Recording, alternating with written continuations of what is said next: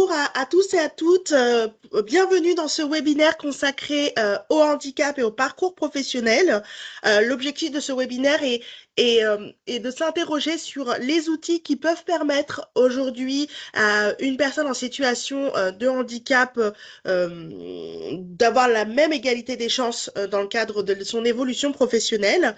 Comme vous le savez, la thématique de la SEPH cette année était le parcours professionnel des agents en situation, enfin des personnes en situation de handicap. Et donc, du coup, on a voulu, dans le cadre de ce webinaire, vous rappeler tous les outils qui étaient à votre disposition dans le cadre de l'accompagnement de vos agents, ainsi que le cadre légal et aussi les dernières actualités. Avant de commencer, vous n'aurez ni caméra ni micro. C'est normal puisque pour le coup, ce webinaire du coup est enregistré. Si certains ne souhaitent pas voilà, qu'on puisse voir leur image, voilà, on désactive les caméras et les micros tout simplement afin de permettre que tout le monde puisse avoir la meilleure qualité d'écoute. Mais vous aurez bien sûr à la fin du webinaire un temps de questions-réponses où vous aurez la possibilité du coup de prendre la parole, donc on réactivera les micros, ou au pire des cas, si vous avez des questions, vous avez la possibilité du coup de poser vos questions dans le chat et on reprendra ces questions au fur et à mesure en fin de webinaire. Donc voilà, donc n'hésitez pas en fin de webinaire, du coup, si vous avez des questions, si vous voulez faire des partages d'expérience, on aura un temps consacré du coup pour vous donner la parole. Lors de ce webinaire, nous serons trois à intervenir et peut-être avant de nous présenter, peut-être que Maëlys, vous vouliez dire quelques mots pour Oui, introduire? déjà, j'espère que vous m'entendez. Oui, oui, oui, très bien. Souhaiter la bienvenue à nos 117 participants et redire qu'on veut un webinaire le plus pragmatique possible, puisqu'on va s'interroger ensemble sur comment accompagner le handicap tout au long du parcours professionnel pour un agent dans la fonction publique. Donc, c'est vraiment l'objet de cette matinée. Bienvenue à chacun avec ce temps d'échange en fin de webinaire. Super. Merci beaucoup, Maëlys.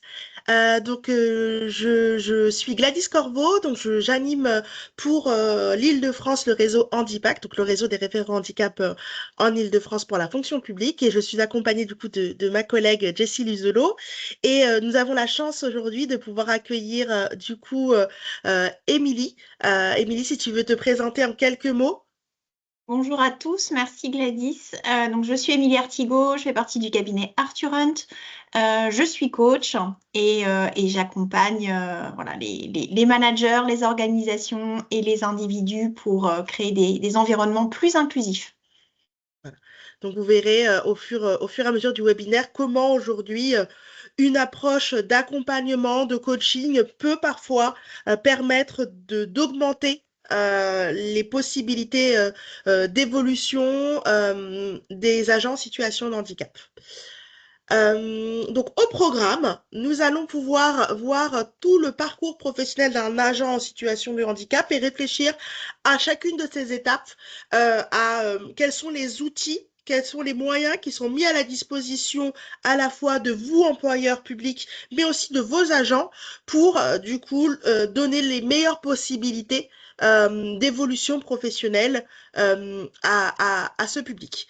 Donc, dans un premier temps, on parlera de la première étape dans la vie professionnelle des agents, à savoir le recrutement et l'intégration. Donc, vous verrez qu'aujourd'hui, on a un cadre légal qui permet normalement de garantir l'égalité des chances et vous avez aussi des outils. On verra aussi comment s'entourer des bons partenaires pour justement favoriser, en tout cas mettre le terrain le plus, euh, le plus adéquat pour favoriser l'égalité des chances. Euh, Enfin, on verra aussi en troisième point l'évolution professionnelle, donc tous les dispositifs qui existent, la législation. Et enfin, on parlera de la fin de carrière, parce que c'est une étape à ne pas négliger. Comment on peut accompagner la fin de carrière des agents en situation de handicap. Et pour débuter ce webinaire, je vais laisser la parole du coup à Jessie qui va du coup vous parler de toute la partie recrutement et intégration. Jessie, c'est à toi. Bonjour à tous. Du coup, on commence par cette partie-là, recruter, intégrer. On sait à quel point aujourd'hui, une première rencontre peut avoir un impact sur la suite d'une histoire. Et de la même manière, le recrutement, qui est la première rencontre, du coup, entre le futur agent et du coup l'employeur public, va aussi quelque part donner le ton sur la suite de son parcours professionnel. Donc, pour commencer, on a voulu mettre en lumière cette citation de Jacques Toubon qui évoque la responsabilité particulière des agents publics en matière notamment d'exemplarité et de respect des droits. Les agents publics qui vont incarner les principes républicains et du coup, le recrutement qui va être cette première étape de l'exemplarité et du coup qui va permettre du coup d'affirmer cette volonté de l'agent de vouloir incarner ses principes tout simplement. C'est un moyen aussi de pouvoir donner un message qui va être assez fort et qui va aussi renforcer la confiance de manière globale des citoyens envers leur institution. Donc c'est vraiment le recrutement, enfin cette étape de recrutement et la manière dont le recruteur va l'aborder va vraiment être porteur de sens et va vraiment incarner la mission même du service public. On va pouvoir passer à la slide suivante. Petite bug de slide. Pas de souci. Du coup, pour cette étape du recrutement, la France, l'État possède un cadre juridique qui est assez solide et assez détaillé pour pouvoir lutter contre les discriminations à l'embauche. Il va illustrer du coup sa volonté d'engagement pour l'égalité des chances. Et ces lois, elles vont viser à garantir à toutes les étapes du recrutement, de l'annonce à la sélection du candidat, que toutes ces étapes soient effectuées sans pratique discriminatoire. Donc, il va y avoir, on vous a mis ces 3 articles-là, du coup, qui sont les plus importants. Du coup, le premier article, L 1132-1 du Code du travail, qui va vraiment venir poser le fondement principal de la lutte contre les discriminations en France. On a la loi numéro 2008-496 qui va venir uniformiser les pratiques discrimination entre les pays de l'Union européenne.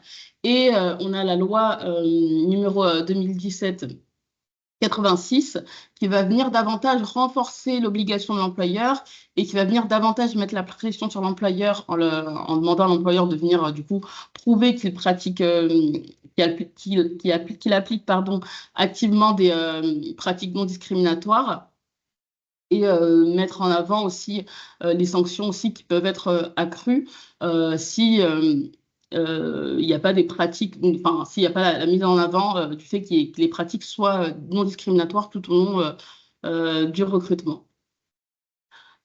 Du coup, en parlant de sanctions, on est venu vous énumérer du coup les différentes sanctions qui vont venir aussi refléter la gravité des actes discriminatoires et du coup toujours cette volonté de l'État de vouloir garantir une égalité des chances et un accès à l'emploi.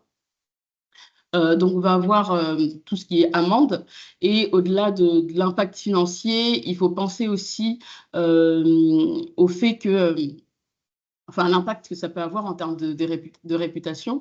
On a parlé du coup en introduction de l'exemplarité du service public. Donc, avant de penser aussi au côté impact financier, il y a cet impact-là auquel il faut penser. Il y a les peines d'emprisonnement qui vont venir particulièrement toucher les auteurs généralement directs de la discrimination. Donc, ça peut être la personne qui a directement, qui a directement effectué un acte discriminatoire. Et on a les sanctions civiles qui vont dépendre aussi de l'impact que la discrimination a pu avoir sur la victime de la discrimination.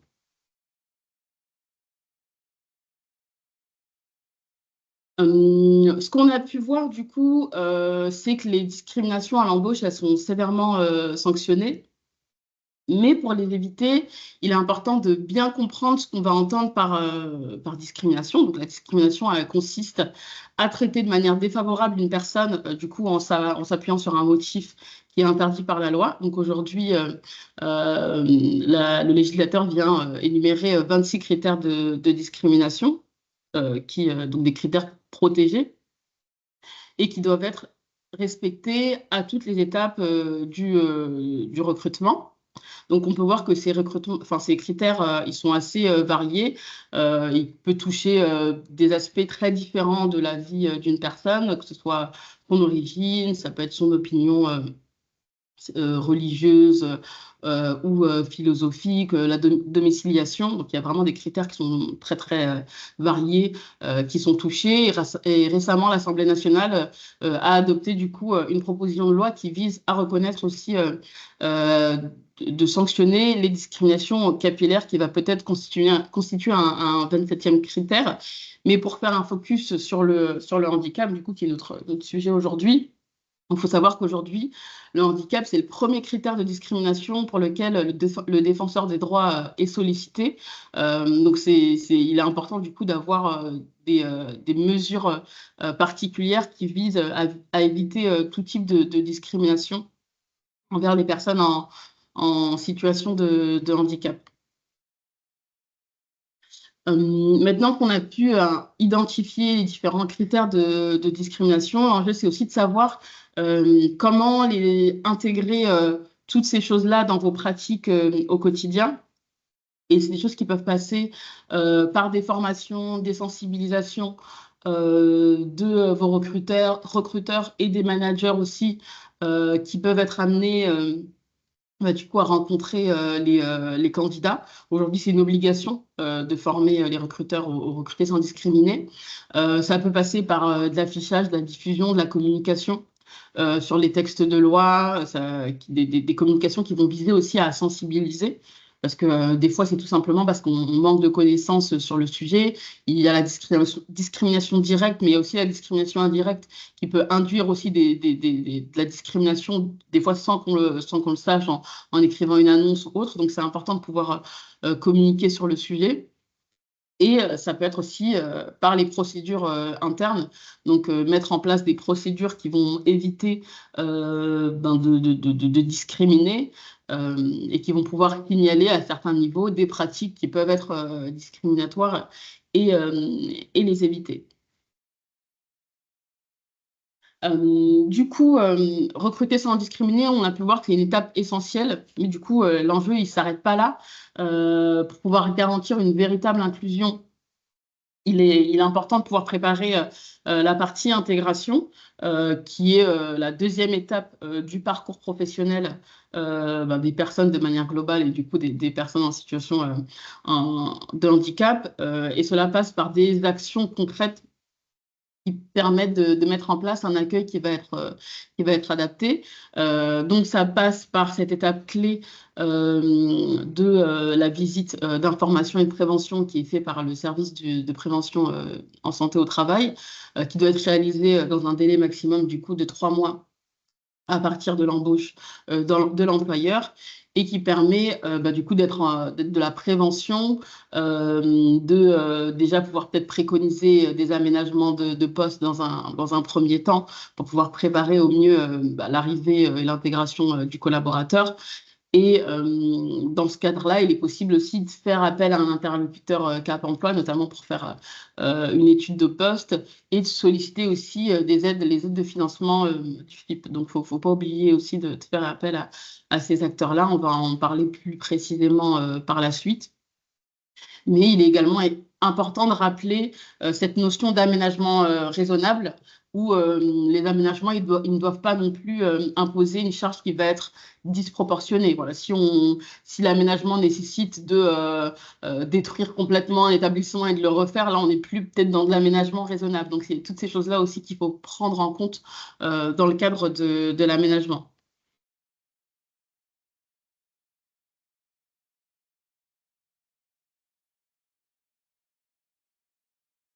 Ensuite, Il y a l'importance aussi de l'information et de la sensibilisation du collectif de travail. Donc, il va être important de pouvoir discuter avec le collaborateur sur la manière dont il souhaite gérer la communication autour de sa situation de handicap, en respectant bien sûr l'aspect confidentialité. Dès qu'on a un collaborateur parfois qui arrive en situation de handicap dans un collectif de travail, il peut y avoir des fois des non-dits, il peut y avoir peut-être certains préjugés, il peut y avoir aussi des incompréhensions vis-à-vis du collectif de travail. Par exemple, s'il y a une mise en place d'une d'adaptation de poste qui n'est pas comprise par le collectif de travail, par exemple, un autre collègue qui a demandé quelque chose depuis longtemps, un aménagement horaire, etc., et que ça n'a pas pu lui être donné, il peut peut-être être en incompréhension dès qu'il y a une personne qui arrive et on lui propose un aménagement en termes d'horaire. Donc c'est pour ça qu'on préconise plutôt de sensibiliser la personne en situation de handicap sur le fait de pouvoir communiquer sur cet aspect-là, mais il faut aussi le faire avec lui et savoir de quelle manière il souhaite qu'on communique sur le sujet. Donc, c'est vraiment quelque chose à faire ensemble entre manager et personnes en situation de collaborateurs en situation de handicap directement. Et il faut savoir qu'à cette étape-là également, Cap Emploi peut intervenir pour pouvoir sensibiliser le collectif de travail lors de l'intégration.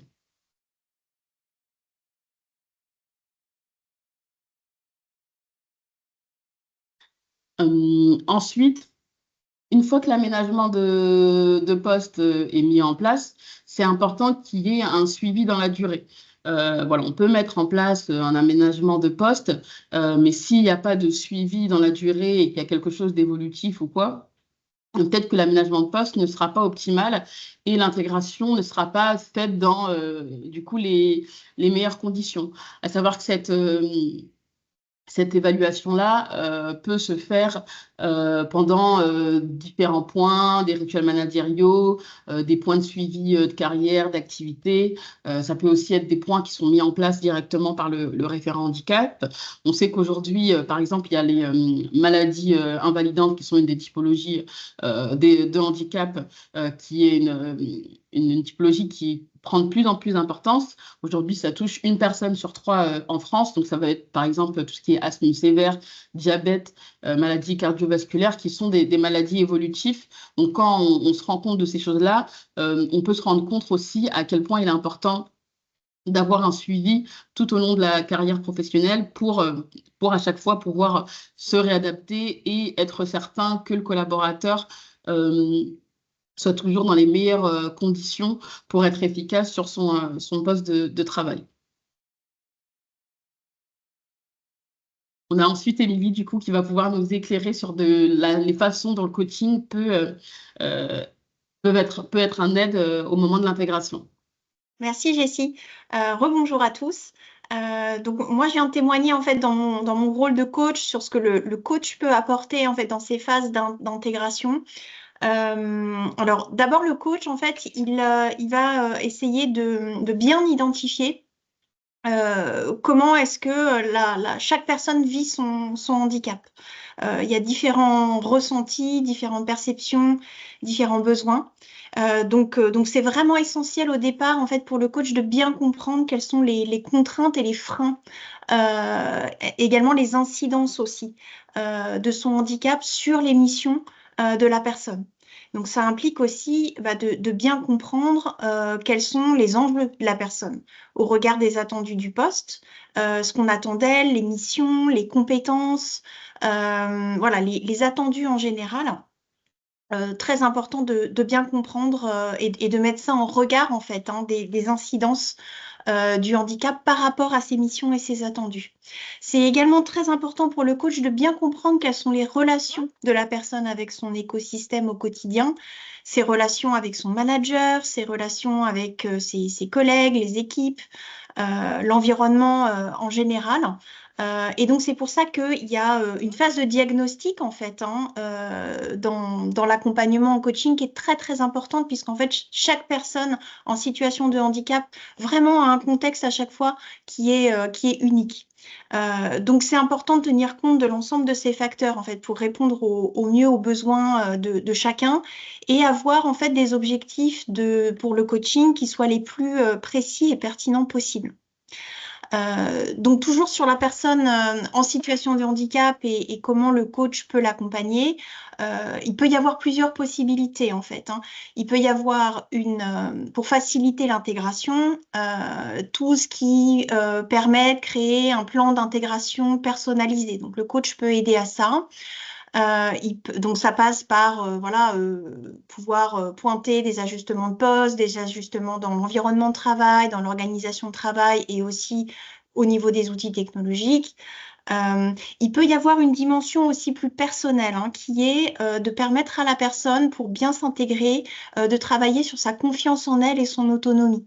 Donc là, le rôle du coach, ça va être vraiment de renforcer la confiance en soi, de faire prendre conscience à la personne de ses compétences, de ses capacités, de sa capacité aussi à développer son autonomie personnelle, en lui fournissant, en l'accompagnant sur des stratégies pour surmonter les défis au quotidien.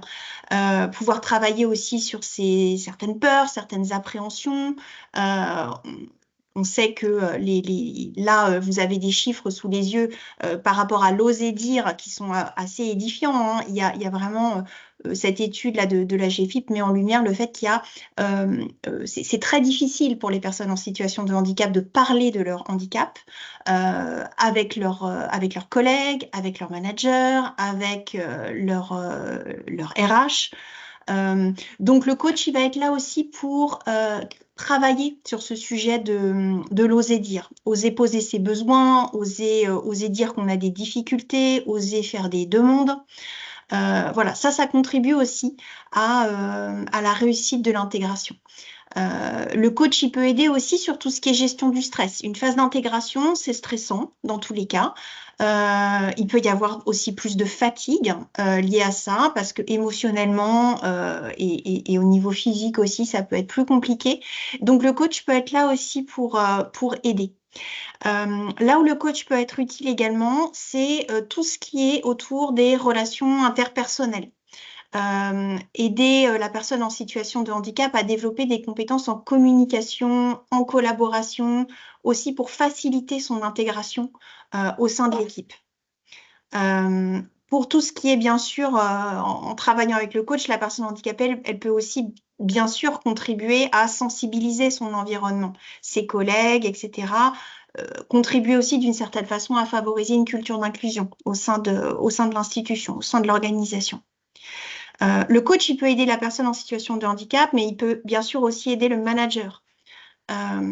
Et je pense que là, vous avez à l'écran cette autre étude de la GFIP qui vous montre que le manager, lui aussi, il peut avoir certaines appréhensions, certaines peurs, certains préjugés aussi à l'idée d'intégrer une personne en situation de handicap.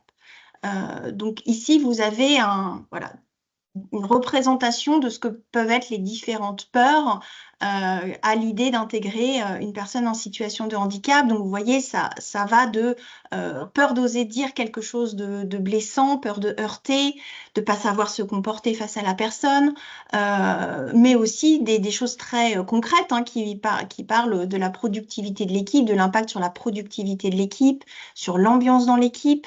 Donc, ça va être important aussi en travaillant avec un coach et bien sûr en lui offrant un espace de confidentialité, hein, de pouvoir exprimer ses peurs, ses craintes et de pouvoir travailler avec le manager aussi sur comment lui, il peut lever ses barrières, poser ses peurs et essayer aussi peut-être de prévenir certaines incompréhensions, de communiquer à l'équipe les informations nécessaires vis-à-vis de l'arrivée de la personne.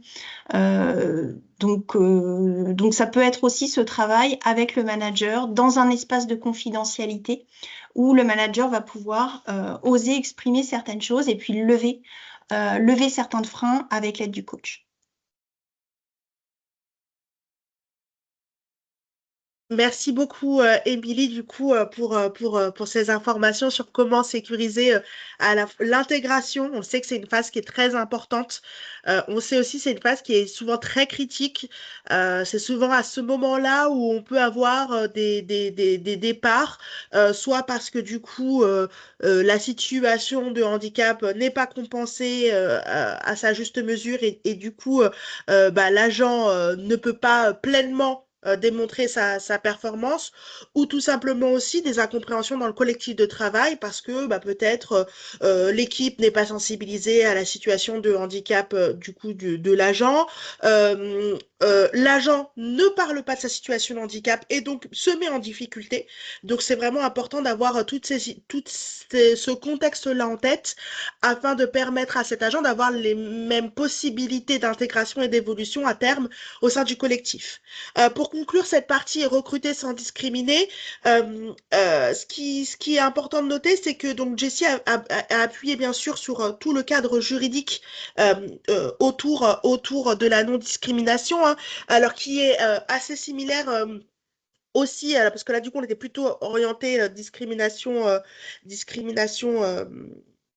vis-à-vis du Code du travail, mais on retrouve les mêmes dispositions dans le Code général de la fonction publique, puisque du coup, on a les mêmes sanctions de 3 ans d'emprisonnement, de 45 000 euros d'amende. On a le tribunal administratif qui peut juger de, de, de ces situations de discrimination. Et donc, c'est très important que vous ayez en tête ce cadre légal, à la fois le cadre de droit commun, mais aussi le cadre du code général de la fonction publique, parce qu'en tant qu'employeur, bah voilà, vous pouvez être confronté à toutes ces situations. Concernant du coup la prochaine partie, c'est de réfléchir à comment on peut s'entourer de partenaires qui peuvent nous aider à sécuriser justement ces recrutements, ces intégrations et après la vie des collaborateurs, des agents en situation de handicap au sein de vos effectifs. Et donc là, Jessie va du coup nous parler du rôle de France Travail et de Cap Emploi comme partenaire de cette sécurisation des parcours professionnels.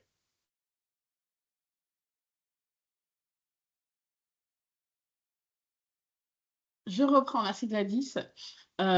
Du coup, France Travail, en effet, va être un acteur ressource avec un rôle essentiel dans l'accompagnement des employeurs au moment du recrutement et qui va pouvoir accompagner l'employeur à toutes les étapes du recrutement, que ce soit à la rédaction de l'offre ou pour le choix des candidats, etc. Ce qui est important, c'est qu'il est possible avec France Travail, tout comme avec Cap Emploi, de nouer des réels partenariats et de mettre en place aussi des actions fortes, comme par exemple la mise en place de job dating, ou si vous souhaitez mettre en place, par exemple, une classe dédiée, une formation particulière, peut-être France Travail ou Cap Emploi peut vous accompagner dans la phase de sourcing de candidats pour des projets spécifiques.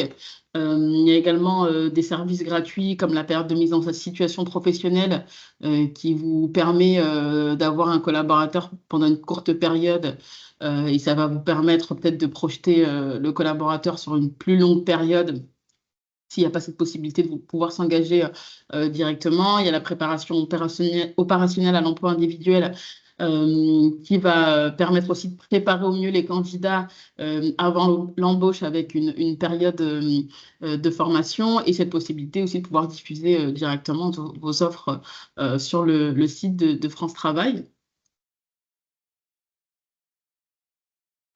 Ensuite, du coup, on ne peut pas forcément évoquer la France Travail sans évoquer aussi l'apport de la loi plein emploi, dont on entend pas mal parler.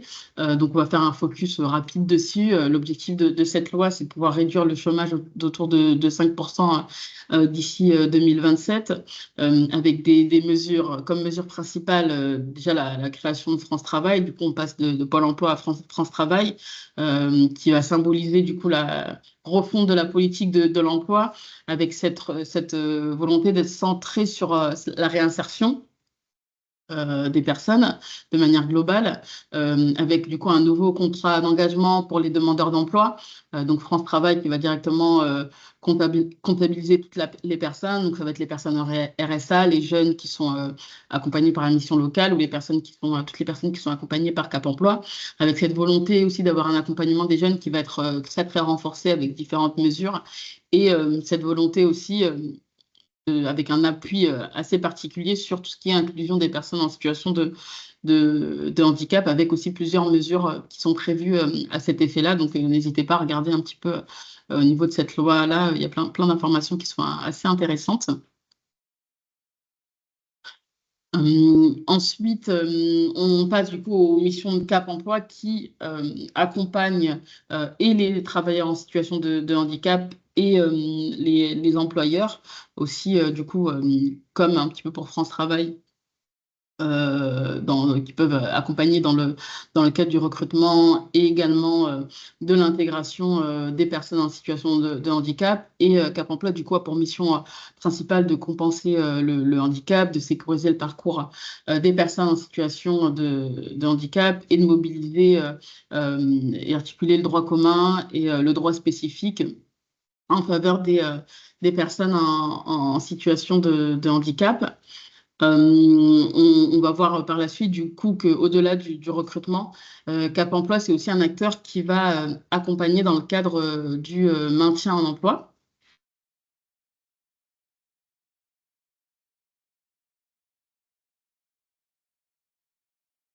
Du coup, pour mieux comprendre les dispositifs d'accompagnement, c'est important de revenir aussi sur la notion du droit à la compensation qui est instaurée par la loi du 11 février 2005.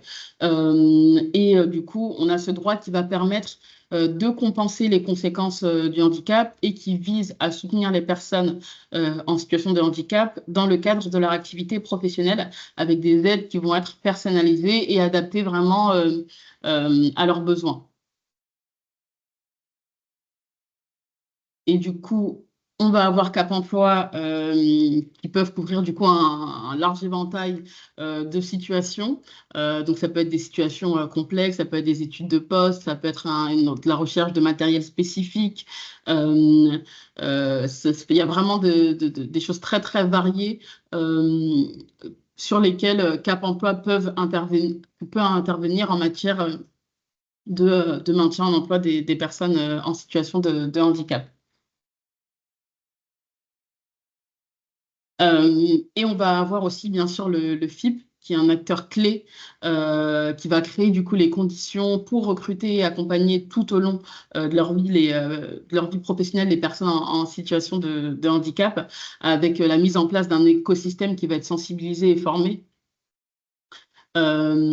Avec du coup plein de mesures pour favoriser du coup l'accès à l'emploi des personnes en situation de handicap. Donc le FIP va vraiment donner des moyens aux employeurs avec le catalogue des interventions du FIP dans lequel vous allez pouvoir avoir l'ensemble des points sur lesquels le FIP est en mesure d'intervenir. Donc il est vraiment important pour vous de pouvoir vous emparer de ces moyens-là. Du coup, toutes les aides sont données directement à l'employeur et pas aux personnes en situation de handicap, d'où l'importance de pouvoir que chaque employeur puisse mettre en place des stratégies d'action au regard de sa politique handicap pour voir à quel niveau les aides du FIP peuvent être sollicitées. Du coup, je redonne la parole à Gladys qui va nous faire un focus sur l'évolution professionnelle. Merci Jessie. Donc voilà, donc là, première partie de ce webinaire, on a vraiment parlé de la première étape de la vie professionnelle au sein de vos organisations d'un agent en situation de handicap, le recrutement, l'intégration. On a compris qu'il fallait mettre en place des facteurs favorisant justement le parcours professionnel de ces agents, que ce soit forcément d'adopter une politique de non-discrimination pour offrir la même égalité des chances à vos candidats en situation de handicap, mais c'est aussi de sécuriser l'intégration par des stratégies d'accompagnement, de sensibilisation, pour faire en sorte que du coup, ce recrutement qui est parfois un peu compliqué, parce que du coup, peu de candidats en situation de handicap qui peuvent correspondre à vos besoins ou en tout cas qui portent candidature sur vos postes puissent du coup être pérennisés grâce à une intégration qui soit la plus optimale possible. Là, on va s'intéresser à la suite de la suite de la vie de l'agent au sein de vos organisations et donc on va parler de l'évolution professionnelle et du coup on souhaitait débuter cette partie par un petit point d'actualité. Hier s'est tenue une conférence organisée par le FIP et Le Monde sur 20 ans après, est-ce qu'on est mieux accompagné et à l'occasion de cette conférence, la présidente du FIP, donc Françoise Ducamp-Cronier, a demandé à l'État que soit créé en fait un fonds interfonction publique piloté par le FIP pour répondre à l'évolution du coup souhaitée des pouvoirs publics des missions du FIP, c'est-à-dire que le FIP, l'État souhaiterait que le FIP aille davantage sur la notion de prévention et de compensation, alors qu'aujourd'hui on est plutôt sur la notion d'insertion de recrutement et d'insertion. Donc, ce qui permettrait du coup au FIP d'avoir cette double compétence et donc du coup de pouvoir couvrir l'ensemble des besoins aujourd'hui des personnes en situation de handicap. Le ministre de la fonction publique a annoncé dans le cours de cette conférence le souhait de l'État de renforcer des programmes notamment sur l'empowerment, donc tout un programme pour travailler l'estime de soi, la confiance en soi des agents de la fonction publique, pour les aider à prendre en main leur destin professionnel, pour les aider à lever cette autocensure que parfois certains agents peuvent se donner. Et donc du coup, à ce titre, il a annoncé la création d'un programme d'accompagnement nommé Handitalent, qui a les caractéristiques suivantes. Ça va être une promotion de 60 agents avec une parité homme-femme. On va avoir un lancement des candidatures entre le 21 novembre jusqu'au 21 janvier 2025. Donc, vos agents pourront candidater à ce programme et la sélection des agents aura lieu en mars 2025 pour un démarrage du programme 3e trimestre. Donc là, on comprend bien qu'aujourd'hui, l'État s'empare de la notion d'évolution professionnelle pour les agents en situation de handicap. Il souhaite qu'ils puissent bénéficier aussi de toutes les clés pour prendre en main du coup leur destin, et ça va passer bien sûr par des programmes d'accompagnement individuel et collectif des agents, mais aussi par l'accompagnement des employeurs publics et de leur encadrement pour justement les aider à mieux appréhender le handicap au travail, à mieux lever les biais cognitifs liés au handicap au travail et faire en sorte que vos organisations soient les plus inclusives possibles et offrent les mêmes possibilités d'évolution à l'ensemble de vos agents et contractuels au sein de la fonction publique. Donc, quand on parle d'évolution professionnelle, on va parler de notions de développement de carrière, d'acquisition de nouvelles compétences, d'obtention de postes avec un grade supérieur ou en tout cas des responsabilités supplémentaires ou tout simplement une transition vers un nouveau métier, et ça va passer par la mobilité. Cette mobilité, elle peut être souhaitée. Dans le cadre des mobilités souhaitées, on va notamment avoir les mobilités internes au sein de l'organisation, les évolutions internes. J'évolue sur un nouveau poste ou sur un nouveau périmètre, et aussi les mobilités externes. Donc je sors de mon service ou je sors de mon organisation pour évoluer sur d'autres missions, mais on peut aussi avoir de la mobilité subie. Et souvent, notamment dans le cadre des agents en situation de handicap, ça va être souvent de la mobilité suivie due à l'état de santé de l'agent, parce que cet agent va avoir une aggravation de son état de santé, parce que son poste va générer une usure professionnelle qui ne lui permettra plus de tenir son poste dans les mois ou dans les années à venir. Et donc l'objectif, c'est de se dire comment on peut travailler, comment on peut mobiliser des dispositifs qui vont permettre à ces agents du coup de pouvoir sécuriser cette évolution professionnelle.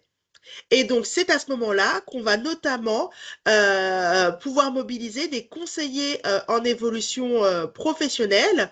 Alors, selon le versant de la fonction publique auquel vous allez appartenir, on va avoir du conseil en évolution professionnelle qui est intégré directement au sein de vos effectifs ou via des prestataires externes. Euh, et en fait, ce conseiller en évolution professionnelle, il va permettre à la fois à l'agent en situation de handicap de clarifier son besoin, c'est-à-dire aujourd'hui, en tant qu'agent sur mon poste, qu'est-ce que j'ai envie de faire? Est-ce que j'ai envie de rester sur mon poste actuel? Est-ce que j'ai un projet professionnel d'évolution? Est-ce que je veux rester sur le même métier mais dans un périmètre différent? Est-ce que je veux complètement changer de fonction et donc comment je construis ce projet?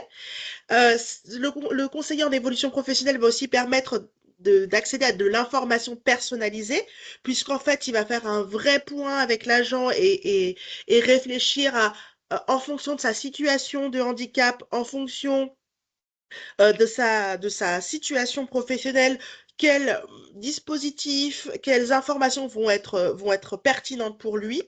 Et enfin, l'objectif, c'est de construire un projet professionnel périn qui permette à l'agent, du coup, de sécuriser son parcours professionnel.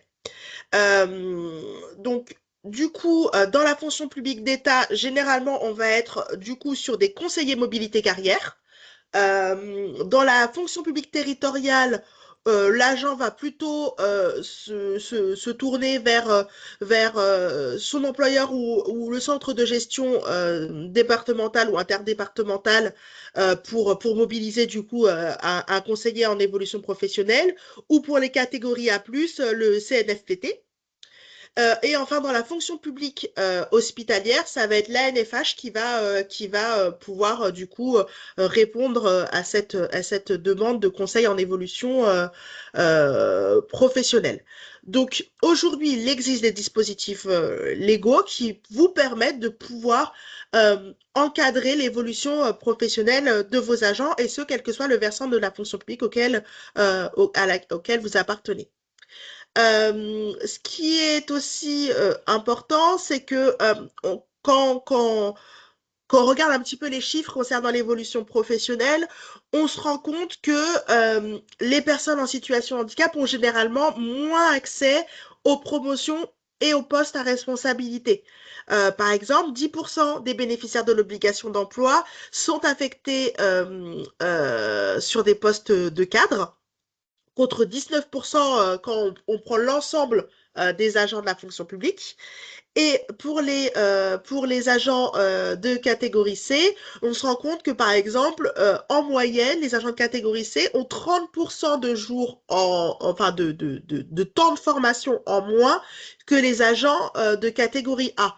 Donc, on se rend compte que selon le niveau de grade qu'on va avoir, on n'aura pas les mêmes chances de connaître une évolution professionnelle et encore plus si on est en situation de handicap. Et donc c'est pour ça que du coup, la législation évolue et essaye de faire en sorte de mettre en place des outils qui vont permettre du coup de pouvoir sécuriser ces parcours et donner de la place à ces agents qui aujourd'hui n'ont pas forcément la possibilité de travailler sur leur parcours professionnel, de pouvoir justement prendre ce temps de réflexion. Et donc, ça va passer notamment par les dispositifs de promotion interne par voie de détachement, les expérimentations sur le coaching, et puis aussi tout ce qui va être la prévention de la désinsertion professionnelle.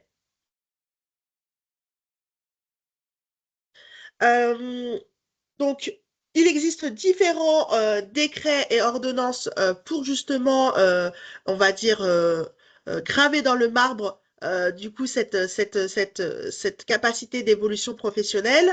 Ce qui est important de retenir, c'est que, en tout cas, la loi de la transformation de la fonction publique a vraiment fait en sorte que de favoriser la mobilité et d'accompagner les transitions professionnelles des agents de la fonction publique. L'objectif, c'est vraiment de pouvoir fluidifier les parcours professionnel de l'ensemble des agents, que d'ailleurs qu'ils soient fonctionnaires ou contractuels, et ça c'est important, et de donner la possibilité de faire des mobilités en fonction publique. Alors, on a le principe, on a aussi la réalité. On sait qu'aujourd'hui, c'est parfois compliqué de faire des mobilités interpubliques, mais en tout cas, aujourd'hui, la loi le permet, le cadre, enfin, le code de la fonction publique le permet.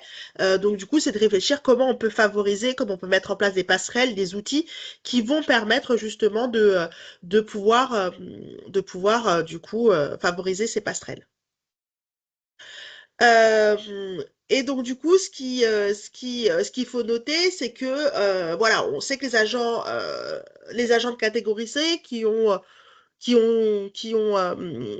en fait que ces ordonnances et cette loi, elle va vraiment cibler les publics en fait qui sont aujourd'hui le plus éloignés du concept d'évolution professionnelle ou en tout cas de travail sur le projet professionnel. Et ça va être bien sûr les agents de catégorie C sont sans diplôme ou qui ont un niveau d'études infra-bac. On va avoir les agents en situation de handicap et on va aussi avoir les agents qui ont un risque d'usure professionnelle qui est élevé. Pourquoi, encore une fois, le but, c'est de sécuriser du coup le parcours de ces agents et de faire en sorte qu'il n'y ait pas de rupture de parcours. Et donc du coup, ça va passer notamment par du renforcement du droit d'accès à la formation. Donc par exemple, en donnant des temps de formation supplémentaires ou du temps pour élaborer le projet professionnel. Et du coup, on va notamment, par exemple, avoir le droit aux agents d'être accompagnés dans un projet d'évolution professionnelle. Ah, petit bug de slide. Voilà. On va avoir des aménagements, on va avoir la possibilité d'avoir des congés de formation, on va avoir le congé de transition professionnelle. Donc, c'est autant d'outils qui aujourd'hui vont permettre à vos agents en situation de handicap de pouvoir travailler sur leur parcours professionnel. On a forcément le dispositif de promotion interne, voilà, qui aujourd'hui permet d'accéder à un corps ou un cadre d'emploi de niveau supérieur par voie de détachement. Donc du coup, c'est un outil qui va vraiment permettre aux personnes en situation de handicap de pouvoir voilà, avoir une évolution. Et les conditions, c'est de justifier d'une durée de service pour se présenter au concours interne ou au moins d'avoir 10 ans de service. Donc voilà.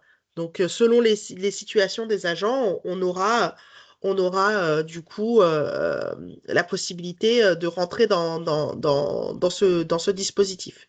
Donc c'est quelque chose qui aujourd'hui permet vraiment aux agents de se positionner et de se dire qu'ils ont la possibilité de tenter l'évolution professionnelle au sein de leur corps ou de leur grade. L'objectif aussi, c'est de se dire que les personnes en situation de handicap qui vont notamment être promues en interne, de vraiment les accompagner dans cette évolution de poste. Mais c'est de les accompagner eux pour que du coup travailler sur la partie confiance en soi, confiance en ses compétences, assertivité, c'est-à-dire comment ils vont présenter leurs compétences et leur handicap, mais c'est aussi de sensibiliser et d'expliquer et d'informer aussi le collectif de travail. Et là, pour le coup, je vais laisser la parole du coup à Émilie, qui va nous parler justement de l'importance de ces deux grandes étapes. Merci Gladys. Je vais commencer par des chiffres à nouveau. Qui viennent aussi illustrer cet effet un peu systémique. On en a parlé, hein, Gladys l'a évoqué, il y a quand même des enjeux autour de la promotion, de l'évolution de personnes en situation de handicap. Ici, c'est une enquête de la GFIP à nouveau, mais qui est faite auprès de collaborateurs publics, privés, mais qui illustre quand même assez bien les représentations autour du handicap. On a aujourd'hui 63% des personnes interrogées qui pensent que pour un salarié en situation de handicap, c'est difficile de progresser dans l'entreprise. Pour 61%, c'est difficile d'accomplir des tâches courantes.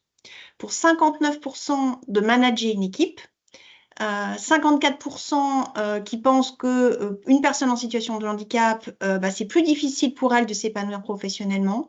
Et même pour 45%, c'est plus difficile de se faire respecter par les autres salariés. Et donc, qu'est-ce qu'on voit ici? C'est que si on reprend les statistiques que je vous ai partagées plus tôt dans la matinée et qui concernent la difficulté des personnes en situation de handicap à évoquer leur handicap, les peurs, les appréhensions qui sont vécues au niveau du manager, et puis les représentations aussi des collègues, des équipes et des collaborateurs autour du handicap, en fait, ça crée un système qui est un peu bloqué. Et on sent que finalement, là, on touche à des sujets qui sont plus profonds que ce qu'on pense et qui sont, on va le dire, assez peu discutés ouvertement au travail.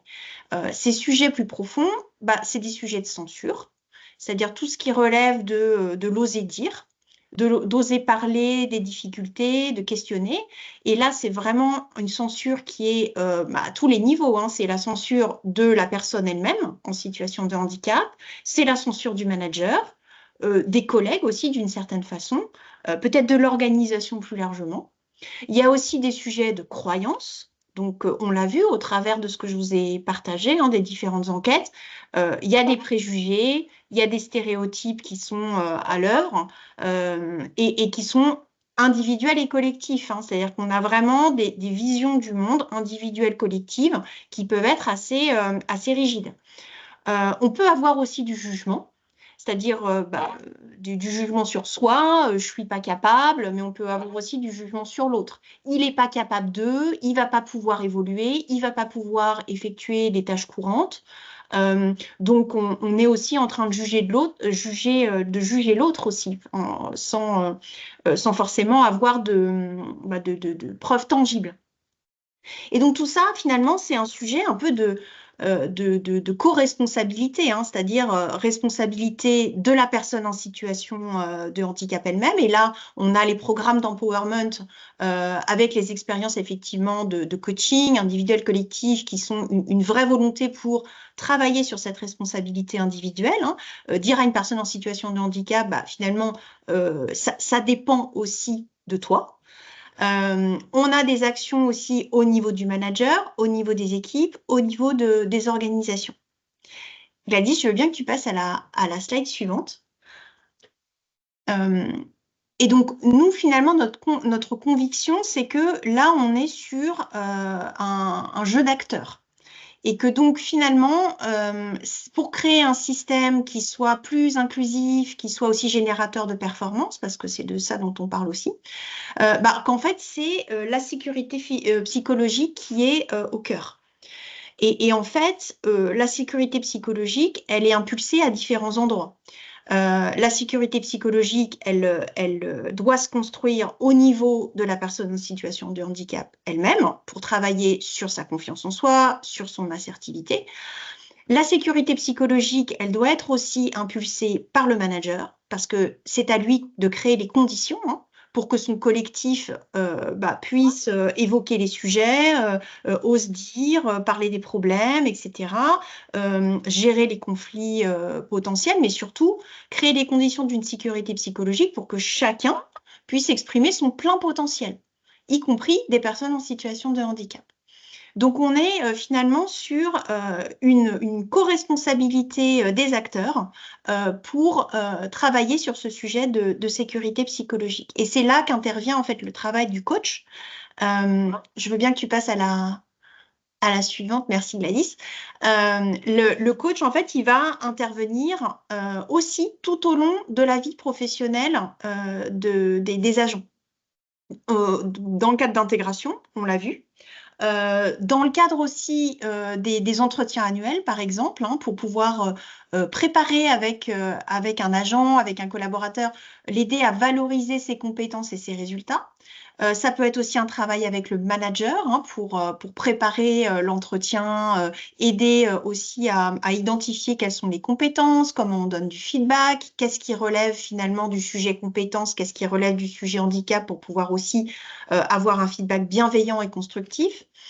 On peut aussi faire appel à un coach lorsqu'il y a un retour après un arrêt long.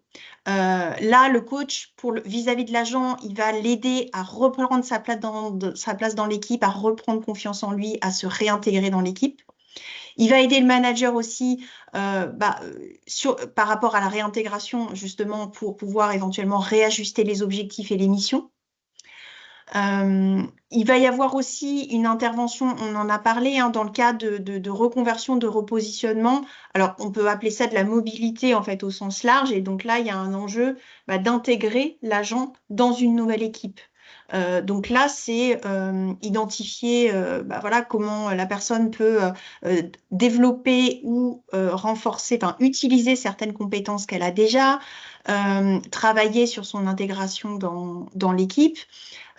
Et puis pouvoir développer aussi des relations de confiance avec les nouveaux coéquipiers, avec la hiérarchie. Ça peut être aussi bien sûr accompagner le manager qui va accueillir cette personne. On en a déjà parlé. Dans tous les cas, je dirais qu'il y a vraiment une valeur ajoutée du coach au niveau du manager, de l'organisation et de la personne, vraiment pour accompagner le changement d'une manière générale. Dans le changement, il y a des peurs, il y a des doutes, voilà, on passe aussi par un certain nombre de questionnements, de difficultés. C'est important d'avoir quelqu'un qui est à l'extérieur, à qui on peut dire les choses en toute confidentialité, pour aussi être plus serein dans le changement, qu'on soit soi-même touché par le changement ou qu'on soit en train de le mettre en place.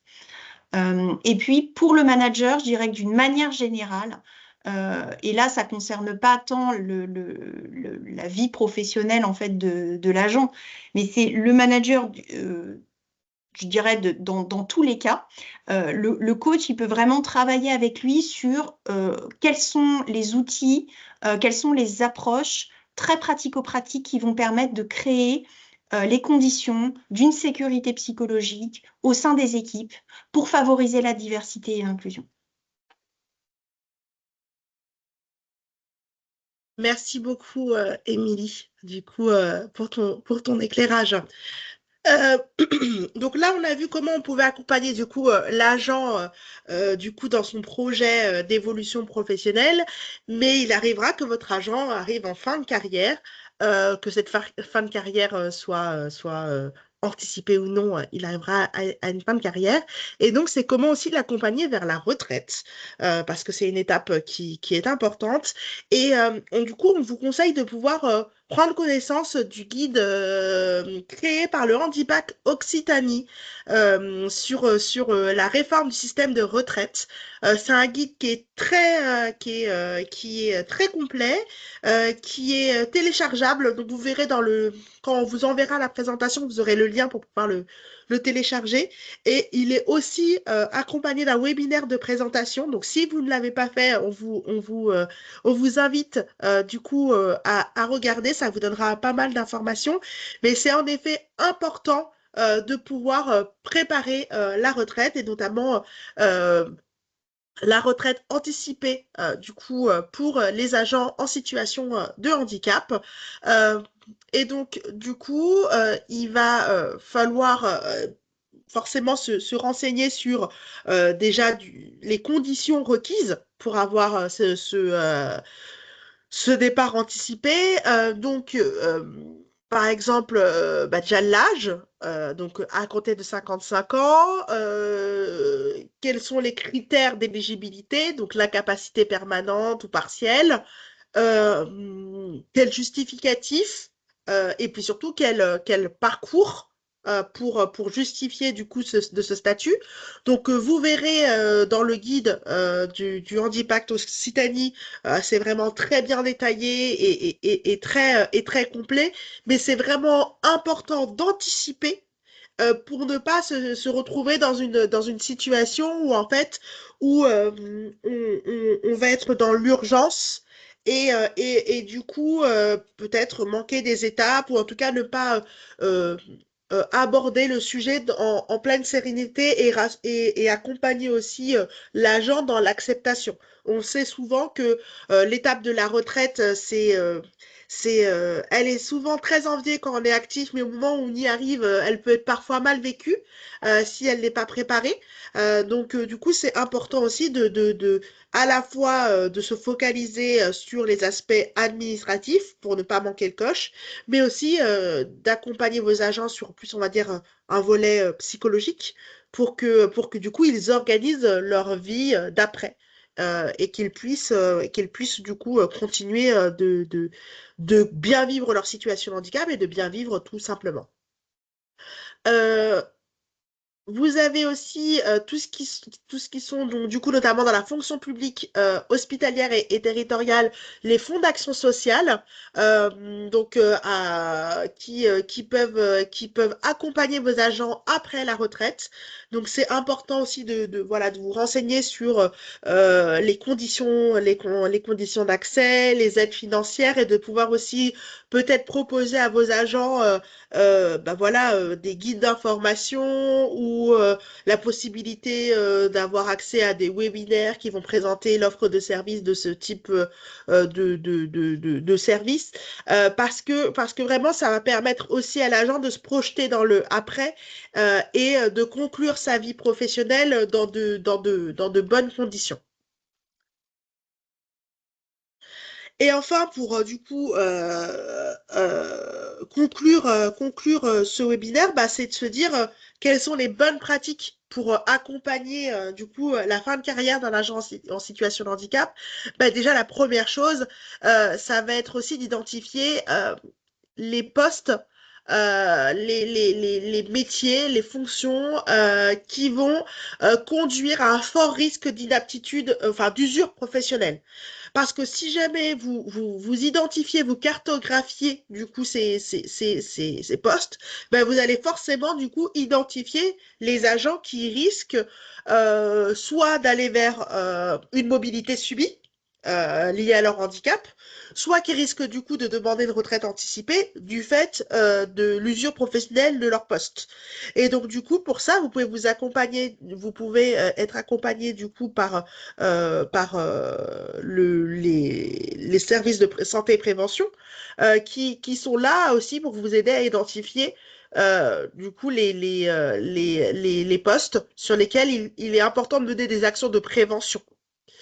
La deuxième bonne pratique, ça va être d'identifier tous les acteurs à mobiliser autour de ces agents pour permettre une fin de carrière fluide. Voilà, on l'a vu tout à l'heure.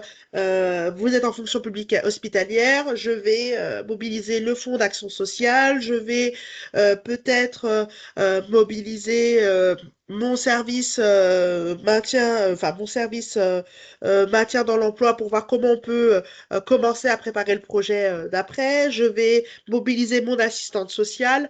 Enfin, voilà, comment je mobilise en interne et en externe les bons interlocuteurs pour préparer le après. Et enfin, c'est de réussir aussi à passer d'une stratégie de maintien dans l'emploi, c'est réussir à passer d'une stratégie du coup de maintien dans l'emploi curative à une stratégie préventive. Aujourd'hui, très souvent, quand nous on est amené à accompagner des employeurs publics, euh, on se rend compte que on est plutôt dans de la réaction que dans de la prévention. Je vais accompagner un agent dans sa compensation parce que il a une inaptitude professionnelle ou il a suite à l'usure, suite à son poste, il a déclaré une usure professionnelle. Mais en fait, il serait intéressant de réfléchir dans le sens inverse de aujourd'hui, j'ai un poste qui présente des forts risques d'usure professionnelle. Comment je sensibilise le collectif de travail à adopter les bons gestes pour limiter l'usure professionnelle? Comment je mets en place le bon environnement pour réduire cette usure professionnelle? Comment je suis mes agents pour leur permettre du coup de préparer des mobilités? Euh, voilà, c'est comment je mets comment dire, des outils qui vont nous permettre, du coup, d'anticiper, d'être dans de la prévention plutôt que d'être dans juste de la réparation. Ça va être aussi de pouvoir permettre à vos agents de se former tout au long de leur vie et particulièrement sur les savoirs de base. On le sait, sur les populations à risque, donc généralement les populations à faible qualification, on peut avoir des sujets tels que de la fracture numérique, de l'électronisme, de l'illettrisme. Et donc, dans des projets de mobilité, ça peut être des freins périphériques à l'emploi. Parce que du coup, si vous avez un agent, je ne sais pas, qui par exemple est ouvrier du paysage dans votre collectivité territoriale, qui du coup ne peut plus porter, ne peut plus, voilà, euh, faire son métier. Vous voulez l'accompagner, il a un souhait d'aller sur un métier plus administratif, mais par exemple, il n'est pas du tout à l'aise avec l'outil bureautique, pas du tout à l'aise avec le téléphone, et il a des grosses difficultés de compréhension d'écriture, bah, ça va être très compliqué pour lui.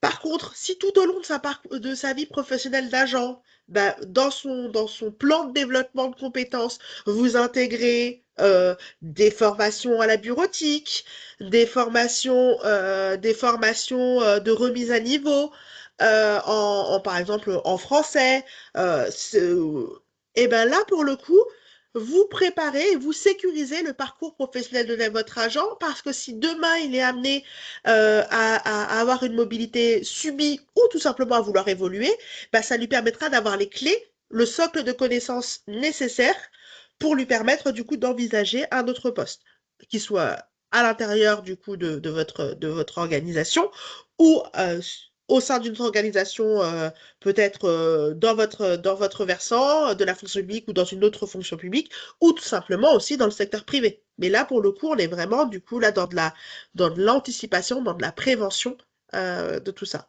Et enfin, c'est aussi de cultiver l'ouverture d'esprit et la connaissance des différents métiers de votre organisation.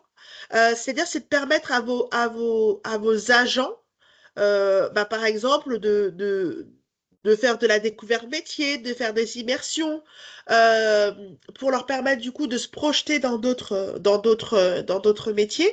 Et puis c'est aussi d'accompagner votre encadrement à, euh, à parfois du coup aussi peut-être réfléchir les postes, les missions qu'ils confient à leur agent peut-être moins sur une logique de diplôme, mais peut-être juste plus sur une mission de compétences transversales, de tâches, de missions pour permettre du coup à des agents qui ont peut-être pas le socle de connaissances de diplôme, mais qui pourraient avoir des compétences transversales, d'arriver dans leur service et de travailler sur un plan de développement de compétences pour permettre à ces agents du coup de prendre leur nouveau métier. Donc, tous ces outils-là vont permettre du coup à vos agents d'augmenter leurs chances du coup d'avoir un parcours professionnel euh, attractif, de prendre en main leur destin professionnel et c'est en ça qu'on va créer un climat favorisant l'égalité des chances. Nous arrivons du coup à la fin de ce webinaire. Ce que je vous propose, c'est qu'on puisse du coup avoir un moment d'échange et de questions-réponses. Alors, je ne sais pas si les filles, vous avez pu identifier des questions dans le chat. Je n'en vois pas. Euh, mais Alors, j'ai vu une question, mais une réponse a été apportée en fait. C'était sur l'intervention d'un coach. Est-ce qu'il y a une prise en charge qui est possible via le FIP? d'accord, ok, tout à fait. Donc, en fait, vous allez, tout dépend de tout dépend de comment, en effet, la prestation va être montée. Mais en effet, aujourd'hui, il existe des dispositifs type l'emploi accompagné, job coach. Vous allez aussi avoir nos partenaires, Cap Emploi, qui vont pouvoir accompagner des collaborateurs, enfin des agents, des collaborateurs sur cette thématique. Vous pouvez faire appel aussi à des prestataires privés. Alors, ce ne sera pas forcément une prise en charge FIP. Par contre, pour les organisations qui sont sous convention, ça peut être quelque chose qui peut être pris en charge. Euh, donc voilà, c'est des choses, des montages à réfléchir. Oui, alors je vais tenter, hop, de donner, de rétablir les micros. Alors, clac, clac, clac. Alors, est-ce que je peux faire ça? Hop. Donc, je vais donner la parole à Jacqueline. Jacqueline, vous pouvez activer votre micro.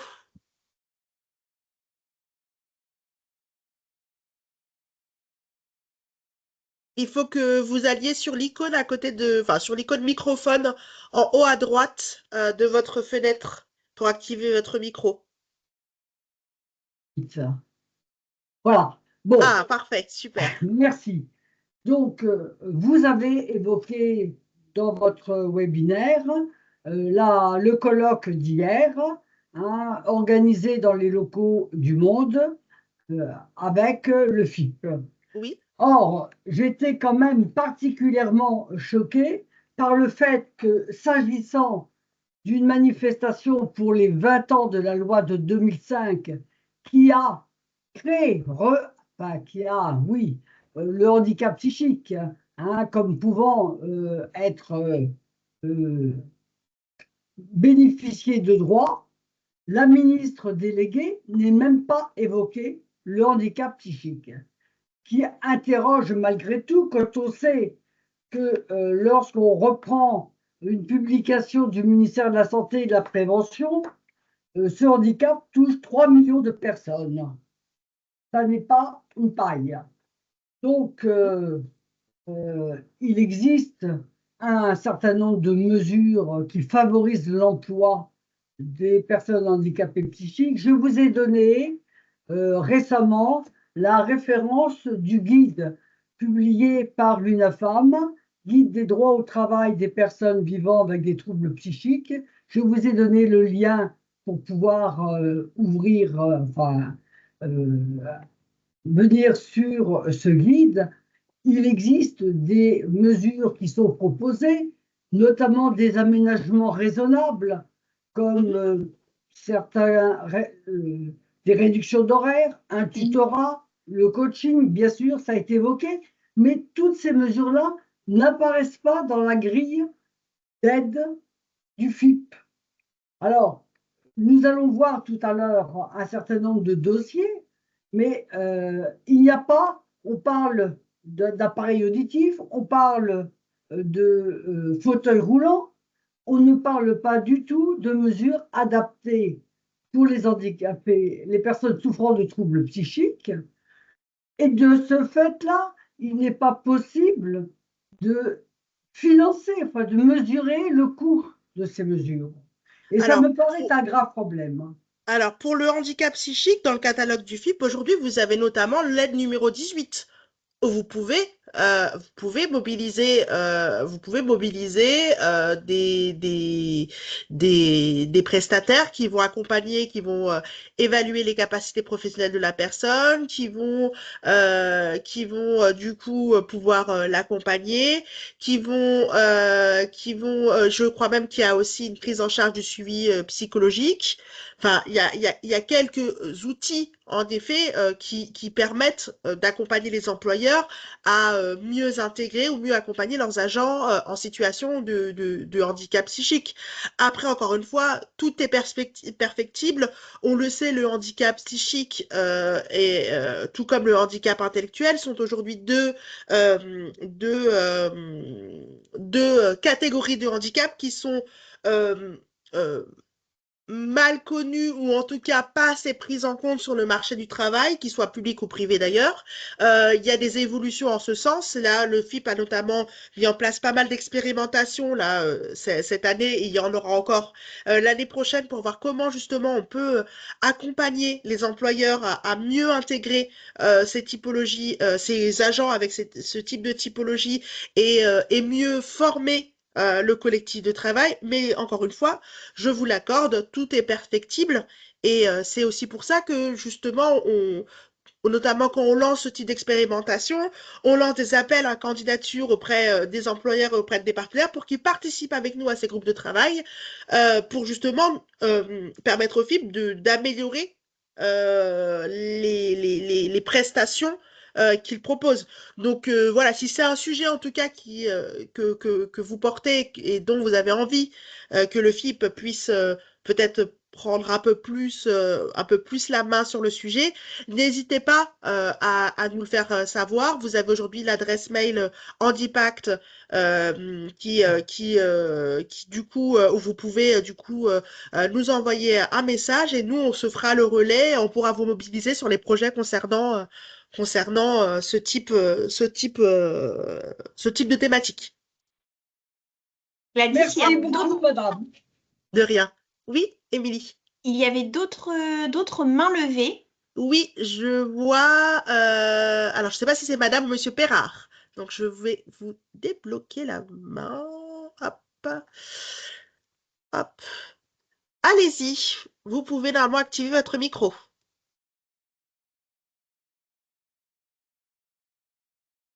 Il faut faire pareil. Appuyez sur microphone. L'icône microphone en haut à droite.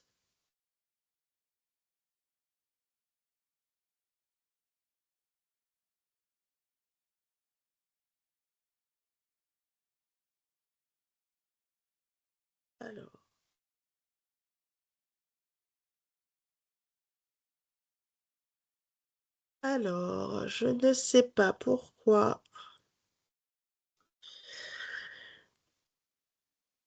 Bonjour, du coup, vous m'avez Oui. libéré le droit pour parler, donc je vais prendre la parole. Alors, oui, sur la liste. allez-y, prenez la main, comme ça C'est bon je tente de libérer Super.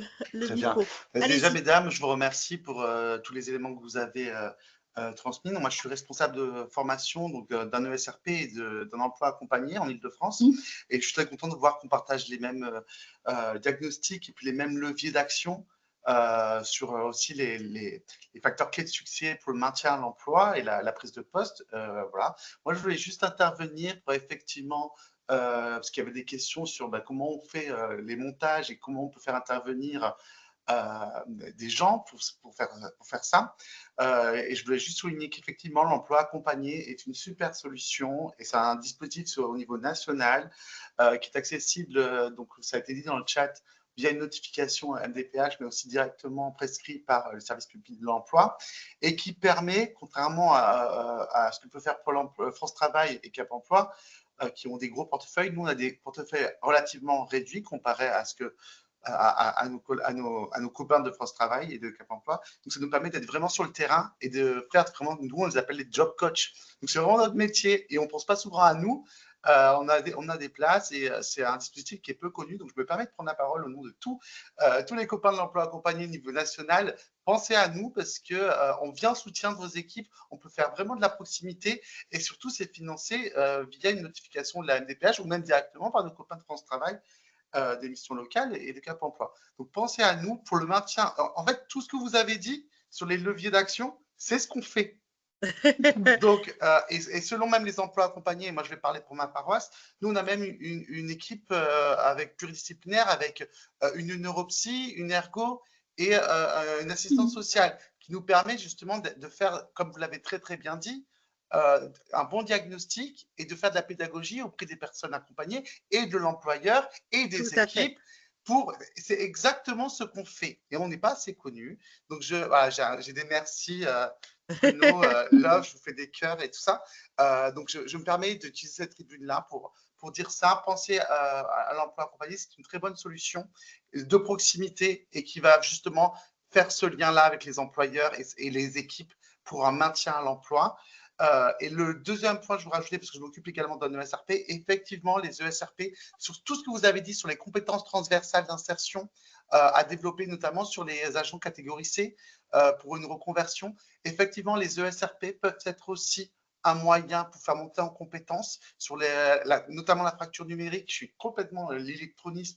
On est complètement sur ce travail également dans les ESRP. C'est même notre cœur de métier, plus ou moins dans les grandes lignes, de s'assurer que ces prérequis des compétences transversales d'insertion soient à jour pour tout le monde. Donc, n'oubliez pas, vos amis des ESRP également peuvent vous venir en aide. Ne nous oubliez pas. Je vous remercie et je laisse la parole. Eh bien, écoutez, avec grand plaisir. Et d'ailleurs, pour tous ceux qui souhaitent découvrir l'offre de service des ESRP, n'hésitez pas, il nous reste encore quelques places disponibles sur notre événement du 5 décembre après-midi au sein de l'ESRP Auxilia à Nanterre. C'est une table ronde justement pour comprendre en tant qu'employeur public comment vous pouvez mobiliser les ESRP dans votre stratégie de recrutement et de maintien dans l'emploi d'agents de personnes en situation agents en situation de handicap. Donc n'hésitez pas, vous aurez la possibilité du coup de pouvoir voilà, écouter des professionnels du secteur intervenir, des bénéficiaires des ESRP qui vont vous expliquer leur parcours et pourquoi ils ont fait le choix de passer par ce type de structure. Et puis vous aurez même la possibilité de visiter des plateaux techniques. Donc voilà, si vous êtes intéressé, connectez-vous sur le site du FIP ou envoyez-nous un mail à l'issue du coup de ce webinaire. Et voilà, il reste encore quelques places et en tout cas, ça promet d'être un événement très riche. Donc, Et je n'hésitez serai pas là. à retenir. Et bien, avec grand Et je plaisir. serai là. Super. Je vais laisser la parole là, du coup, à Patrice Le Guérinet. Vous pouvez activer votre micro. Pareil, icône de droite, microphone, à côté de partager.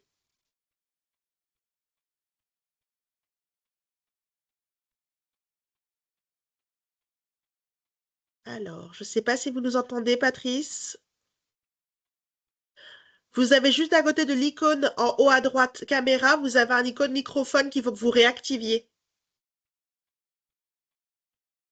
En attendant, je débloque Bruno. Pareil, vous pouvez réactiver votre microphone normalement. Parfait. Allô? Oui, c'est Oui, bon, on vous entend, Bruno.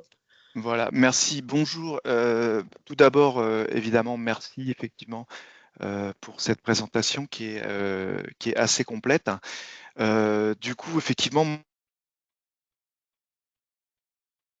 parce que on parle de l'emploi accompagné et il y a aussi quelque chose qui est très peu connu, que je développe moi particulièrement au sein de mon ESRP, qui s'appelle le dispositif formation accompagnée. Donc voilà, ce sont des dispositifs nationaux, hein. Il y a une transformation de l'offre des ESRP qui propose des formations en interne pour les personnes donc, qui ont des RQTH avec des notifications MDPH, et ça concerne toutes ces personnes, qu'elles soient du secteur public ou privé. Et le dispositif formation accompagnée qui existe maintenant depuis à peu près 5 ans et j'inviterai pour ceux qui sont intéressés à taper formation accompagnée au niveau de Rouen. Vous avez un site internet qui est très bien développé, qui concerne deux établissements publics, l'EPNAC et l'ADAPT, qui sont deux gros partenaires de médico-sociaux. Ce dispositif donc monte en puissance et accompagne des personnes donc en formation dans le droit commun. Pareil, porté par des équipes MPSI. Donc moi, ça me paraît important dans une rencontre comme aujourd'hui de vous faire part de cette information Tout qui à fait. effectivement n'est pas forcément très très bien connue. Encore une fois, et je vais terminer là-dessus parce qu'il n'y a pas grand-chose d'autre à dire. C'était vraiment très intéressant et je vous en remercie. Vous pouvez aller sur le site de l'ESRP, enfin à Rouen, vous tapez sur Internet formation accompagnée, EPNAC par exemple, ou ADAPT, et vous verrez ce qu'est ce dispositif qui fonctionne très très très bien. Voilà, qui est un dispositif national porté par les ESRP sur les territoires, donc notamment l'Île-de-France. Je ferai du lien avec M. Seban plus tard. Voilà. Merci beaucoup. Super. Bonne journée. Merci à vous. Bonne journée. Du coup, je ne sais pas si Patrice, Pérard ou Catherine, vous pouvez activer vos micros. Normalement, vous avez vos... Je vous ai libéré la parole, donc vous pouvez appuyer sur l'icône microphone pour qu'on puisse vous entendre.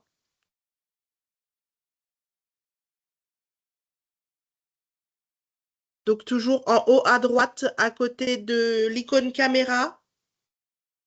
Ou sinon, de ne pas hésiter du coup à interagir dans l'onglet conversation. Je vois que du coup, on a quelques interactions dans le chat en attendant que du coup, l'un des trois puisse prendre la parole. Tac, tac, tac. Donc, on avait notamment Sandrine qui posait la question sur la prise en charge des prothèses auditives. Donc, en effet, oui, le FIP peut accompagner dans cette prise en charge. Il faut que, du coup, votre employeur puisse mobiliser l'aide. De mémoire, c'est jusqu'à hauteur de 1 700 €. Donc voilà. On avait une intervention de Cap Emploi 78 qui disait que l'emploi accompagné est directement mobilisable par prescription du SPE, Cap Emploi, France Travail, mission locale, mais également à la demande de l'employeur, de l'agent, du médecin de prévention, générant dans ce cas-là une notification via MDPH. Donc plutôt très intéressante. Euh, donc oui, si vous voulez avoir un peu plus d'informations sur les ESRP, vous pouvez vous connecter sur le site de la FAGER, mais vous pouvez surtout venir à notre événement du 5 décembre. Vous verrez, ce sera très intéressant et vous aurez plein d'informations dessus. Euh, On a Cap Emploi 78 qui faisait la remarque en effet, on avait quelques résistances chez les employeurs pour faire monter en compétence des agents. Oui, c'est une réalité. On l'a vu dans le cadre des différentes études que Émilie a pu partager, hein. Alors, je ne pense pas que ce soit dans une logique de nuire, mais c'est souvent, encore une fois, dû à des croyances, à des préjugés, à des jugements qu'il faut déconstruire. Et cette déconstruction, elle passe par de la sensibilisation, par de l'accompagnement. Et c'est tout ça qui va faire que du coup, on aura de plus en plus d'employeurs qui vont donner la place aux agents en situation de handicap d'évoluer professionnellement.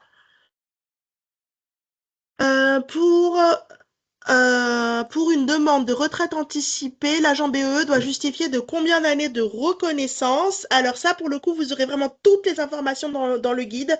Je n'ai pas la maîtrise parfaite du dispositif, donc je ne préfère pas vous dire de bêtises, mais n'hésitez pas à vous connecter sur le guide du Handipact Occitanie. Il est très complet. Donc voilà. Et en effet, le handicap mental sera la cause 2025. En effet, handicap intellectuel et handicap psychique seront une cause nationale pour 2025. Gladys, Merci. Oui. il est demandé dans le chat si tu pourras, et certaines personnes qui demandent si tu peux transmettre une invitation pour le 5 décembre. Oui, avec grand plaisir, bien sûr. N'hésitez pas. Alors, quand je vous renverrai du coup le support de la présentation avec le lien pour le replay. N'hésitez pas à me faire en réponse du mail, me dire, bah voilà, on est intéressé pour participer à l'événement du 5 décembre pour qu'on puisse vous inscrire.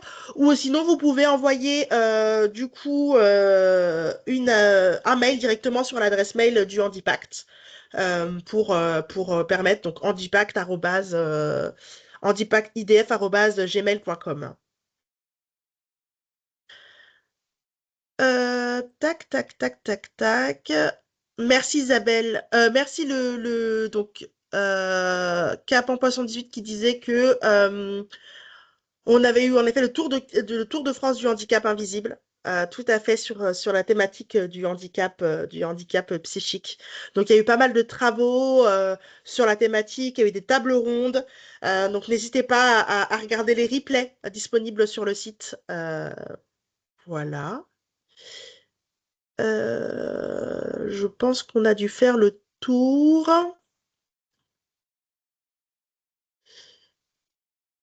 Alors, est-ce que les ESRP accompagnent également les agents en PPR? Oui, ils peuvent être accompagnés, dans le cadre. Enfin, ils peuvent accompagner les agents en PPR. Par contre, alors on va plutôt être sur une évaluation des capacités professionnelles dans le but de la construction d'un projet professionnel. Par contre, s'ils veulent être formés, il faudra une notification, une orientation de la MDPH. Mais les ESRP peuvent vous accompagner sur le sujet. Je redonne la parole à Bruno, mais voilà, je pense que il confirmera le sujet. Merci beaucoup. Juste, je vois dans le chat qu'il y a beaucoup de questions par rapport au financement de la formation dans le cadre des ESRP, enfin des formations internes dans les ESRP, puisque nos missions maintenant, c'est d'aller dans le droit commun aussi, hein, donc ça s'appelle plutôt des dispositifs. Sur le volet formation, la formation, donc la demande de formation doit être validée par les MDPH actuellement, hein. Peut-être plus tard, a priori, ça serait France Connect. C'est en train de se mettre en place. Je crois qu'il y a des territoires où c'est en test. Oui, donc les formations sont entre guillemets gratuites puisqu'elles sont payées par l'ASP et les rémunérations également, avec une nuance quand même. Ça dépend si on est en accident de travail, en maladie professionnelle.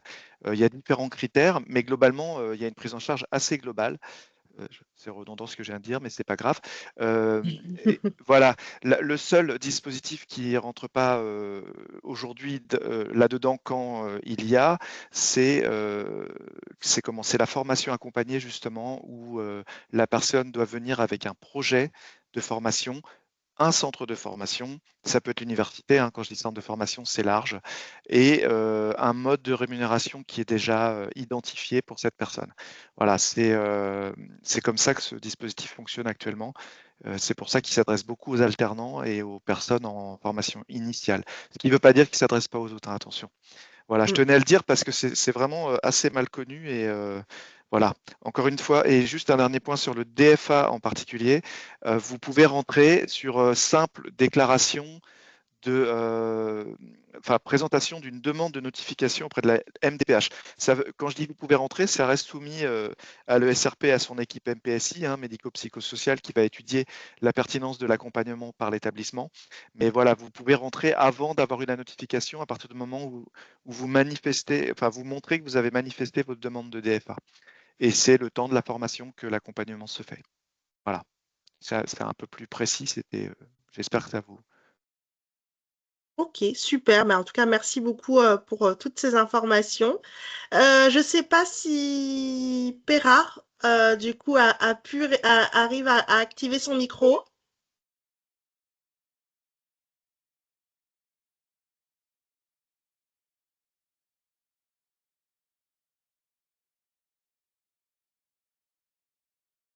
Alors,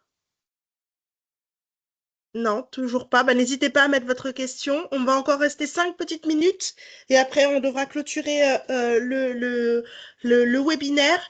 Alors, la PMSMP bénéficie-t-elle d'un financement Cap Emploi ou FIP? Alors, la PMSMP pour un employeur, c'est un dispositif qui est gratuit, puisque du coup, le stagiaire est, comment dire, Le stagiaire est généralement accompagné par Cap Emploi et Pôle Emploi et conserve son statut durant son immersion en entreprise. Donc voilà. Du coup, ça n'a pas de coût pour l'employeur. On avait qui serait notre contact privilégié pour avoir plus d'informations sur les ESRP et l'emploi accompagné. Ces deux types d'accompagnement sont-ils ouverts aux agents en poste en fonction publique territoriale? Alors, Mireille, du coup, qui seraient vos... Alors déjà, je vous invite à venir à l'événement du 5 décembre, parce que pour le coup, vous aurez les représentants, le délégué territorial de l'Île-de-France de la FAGER qui sera présent et qui participera à la table ronde et qui vous expliquera un petit peu tout ça. Après, n'hésitez pas, Mireille, à nous envoyer un mail pour qu'on puisse vous mettre en relation directe avec lui, pour qu'après, il puisse du coup redescendre la formation auprès des différents ESRP en fonction de vos besoins. Mais voilà, n'hésitez pas à nous transmettre du coup vos coordonnées. Catherine, serait-il possible de récapituler ces voies d'accompagnement de formation sous forme d'une fiche récap? Car avec les sigles, on n'est pas simple quand on apprend. Pas de souci, une bonne idée. Donc du coup, en effet, on va y réfléchir pour pouvoir. Alors, l'événement du 5 décembre, oui, il sera enregistré et normalement, nous pourrons en effet vous fournir un lien replay. Par contre, il sera filmé, mais par contre, il n'y aura pas de retranscription en direct. Donc, du coup, si vous recevrez le replay, vous pouvez vous inscrire à l'événement et du coup, vous recevrez le replay post-événement si vous ne pouvez pas vous déplacer le jour J. Ou au pire des cas, nous envoyer un mail en disant que vous êtes intéressé pour avoir accès au replay, mais vous ne serez pas disponible. Il y a une plateforme emploi accompagné par le département, annuaire et coordonnées des plateformes, site CFEA, collectif France Emploi Accompagné. Super, merci beaucoup. Cap Emploi 78, qui est très actif dans la messagerie. Avez-vous des retours sur le nombre de collectivités territoriales ayant utilisé le dispositif de promotion interne par voie de détachement? Non, malheureusement, on n'a pas de retour. Si quelqu'un autour de notre table, de notre réunion virtuelle on est très preneur, mais non, malheureusement, on n'a pas de chiffres sur le sujet. En tout cas, on va devoir clôturer du coup ce webinaire. Je vous remercie vraiment pour votre participation active, pour toutes vos questions. Donc, comme je vous le disais tout à l'heure, vous allez recevoir le support et le lien du replay dans les jours à venir, le temps qu'on puisse du coup formaliser tout ça. Je vous invite aussi, si vous ne l'avez pas fait et si vous avez envie de participer au Trophée de l'inclusion porté par le FIP. La date limite de candidature, c'est le 29 novembre. Mais voilà, n'hésitez pas en tout cas à candidater. Vous pouvez candidater sur le champ du recrutement, sur le champ du maintien dans l'emploi, sur le champ de l'accessibilité universelle. Voilà, il y a plein de sujets. N'hésitez pas en tout cas à candidater. L'objectif, c'est de vous faire gagner aussi en visibilité et de transmettre, de diffuser les bonnes pratiques. En tout cas, merci beaucoup à tous pour votre participation et je vous dis pour ceux qui seront là au 5 décembre, pour les autres, au prochain événement et à très bientôt. Voilà, n'hésitez pas à nous solliciter sur l'adresse mail Handipact si vous avez la moindre question. On vous souhaite une très bonne fin de journée. À bientôt, bonne semaine. Merci à tous, au revoir. Merci revoir. beaucoup.